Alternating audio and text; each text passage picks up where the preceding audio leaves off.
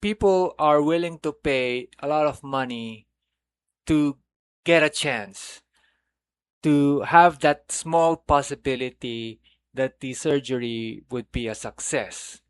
And I think that it's a kind of thinking, a paradigm, a paradigm that is also an irony that people are willing to pay so much to get that possibility, a small chance of success. And this reminds me of insurance, actually.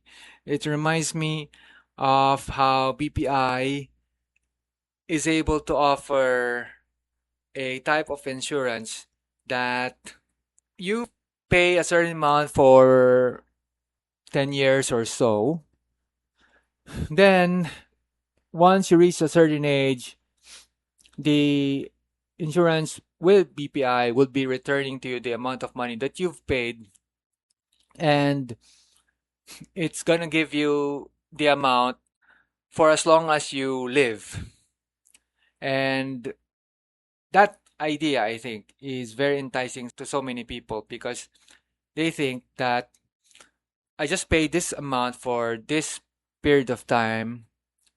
Then, after I've paid, I get the amount back in increments. And if I quickly do a computation, seems like I'm gonna get so much more because I'm gonna live so much longer, right? So as long as you live to 100 or more, it's a bonus already for you supposedly, right? Because you're gonna continuously get some kind of return, some kind of income from the amount of money that you've given. But from my own computation,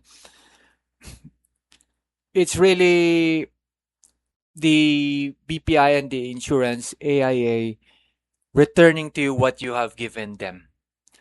And most likely, for most people, they won't be getting the whole amount, the entire amount, because you have to start from childhood, from 1 year old and reaching up to 100 years old, just to be able to get the entire thing, the entire amount.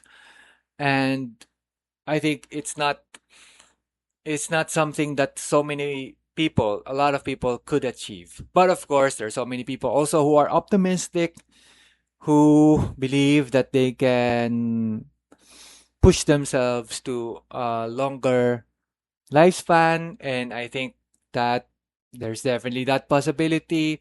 We can't really prevent people from hoping, from having that type of optimism. And maybe it's true that they themselves can live that long because they know how to take care of themselves. They know how to eat right, eat healthy food, they exercise, things like that. So in that way, they could get the whole amount. But for most people, I think from what we can see, most people can't really survive that long. Although if they can't really survive that long, then it's unlikely that they'll also be able to pay for the insurance. I think that there is a market segment that can pay actually. Maybe these are the young working people, or maybe really just the guys who've graduated from university, not necessarily the elite type of university graduates, but enough to be able to find a job and earn something.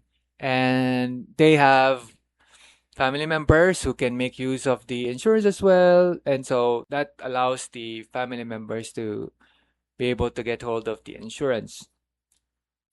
So the idea is that a for-profit company, for example, definitely would want to have some way to make money.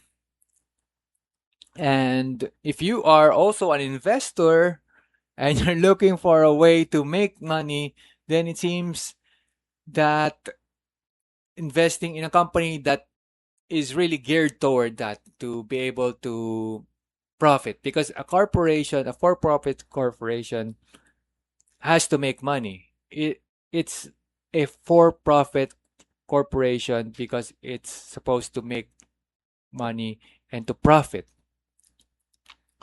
So you choose which corporations are really profitable, are able to come up with ways to make money, and you go invest in them, right?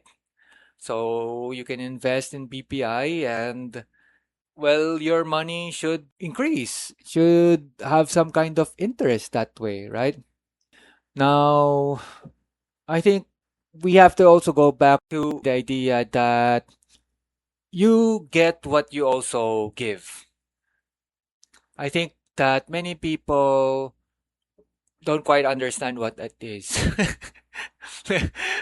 Because sometimes they think that I just want to get something without giving anything. And we're talking about something financial, right?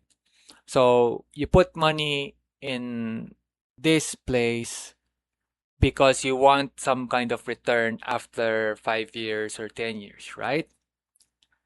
But there are people who think that I want to get something without putting anything.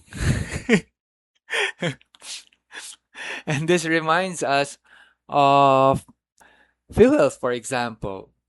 PhilHealth aimed to get everybody on board the Universal Healthcare Act. So anyone, every Filipino should have access to healthcare. Problem is, we don't have everyone putting in contributions. And there was time when, okay, we'll get all these working people to contribute more so that everyone else who aren't contributing, everyone who's not contributing would get something still.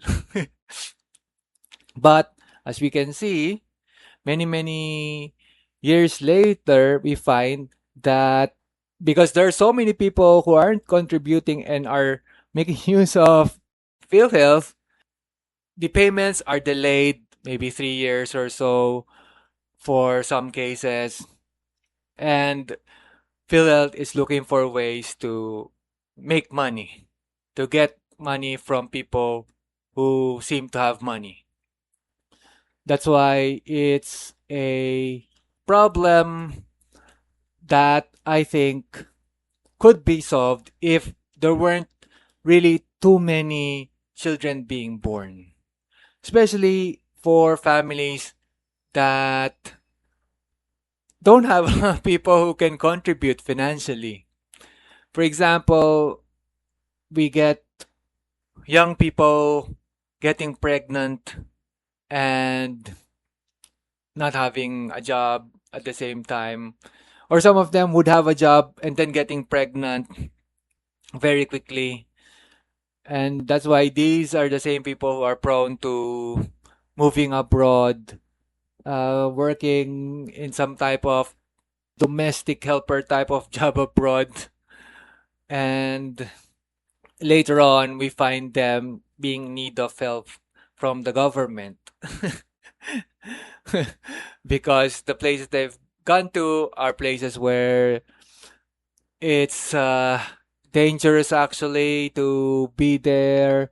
There's this constant threat of war and things like that. So that's more expenses for the government, right? So if we can figure out actually the way to get people to procreate because they want to procreate and not because it's some type of accident. Because they want to have sex, but they don't want to bear a child. The thing is, they don't know how to do it. They don't know how to do that. So they experiment and try this and that. And eventually, you find that they've gotten their spouse pregnant several times already. And they have a lot of children that they can't really provide for. And we also know that it's not only the children, you have to think about the spouse's parents, their own parents, and whoever it is that is in need of money in their own family circle as well. So in that way, more and more people increasing, and there's really not enough money for everyone. And so what is happening now is that there are people who are creating more problems for other people. People who are trying to get more money from those who are working. And those who are working see it, and they argue that it's really because you guys are creating more and more children. And we see that we are the ones who are working, and you are just procreating and creating more children while we are paying for your healthcare, for all these things that you need for public schooling and things like that, because where are these children gonna go? And we already know that public schools are crowded. 40 students and up, even 60 students per class. And then they graduate doing what type of work?